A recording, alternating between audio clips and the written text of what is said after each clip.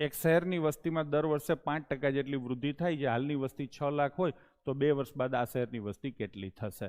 તો સીધે સીધી તમે આ લખી નાખો 6 લાખ. ઘણી બધી રીતે દાખલો 5 આ 6 લાખ થઈ ગયા, કેટલી વધે છે 5%, એટલે 105/100 થશે અને બીજી વાર પણ 105/100 થશે. એક તો તમે આ રીતે કરી શકો છો. બીજું, આ જો તમને મોઢે યાદ હોય તો તમે સીધું 6 લાખ 3 4 5 6 લાખ ગુણ્યા 110.25% આવી રીતે તમે ડાયરેક્ટ કરી શકો છો. તમને આમાંથી જે યાદ આવે, હવે તમને સિમ્પ્લિફિકેશનમાં જે કોઈ સારી ફાવટ હોય એ તમે વાપરી શકો છો. 1 2 3 ને 4 1 2 3 ને 4 આટલા તો જીરા ઉડી જશે. ડન છે. હવે તો કે હવે શું જવાબ આવશે? તો કે આ 1 0 અને 5 6 30 2 જીરાવાળો જવાબ આવશે. 2 જીરાવાળો જવાબ એટલે કયો આવશે? 66 15 00. નો સમજાણું? ફરીથી સમજાવું ભાઈ. આ તો થઈ ગયું ને, આટલું તો બરાબર છે. હવે આને આપણે કરીએ. શું કરશું? 60 ગુણ્યા 105 ગુણ્યા 105 આટલું જ કરવાનું થાય.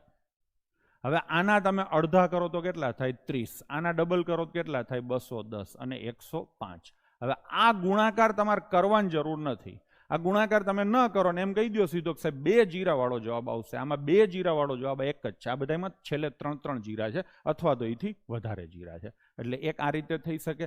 ઘણા છોકરા એમ કહેશે કે 105 જોઈને મને સાતળો યાદ આવે છે, તો 7 થી ભાગી શકાય એવો જવાબ આવે. ઘણા એમ કહેશે કે 105 જોઈને મને તગડો યાદ આવે છે, આ 105 જોઈને મને બીજો તગડો અને બીજો હાથળો યાદ આવે છે, છગડો જોઈને પાછો મને તગડો યાદ આવે છે. તો તગડા તો બેફામ છે, એટલે 9 થી ભાગી શકાયો જવાબ આવે, 7 થી ભાગી શકાયો. ટૂંકમાં કેલ્ક્યુલેશન ના કરવી હોય તો આ રીતે કરી શકો છો. અંક સરવાળો કરવો હોય તો તમે કરી શકો છો. ડન છે.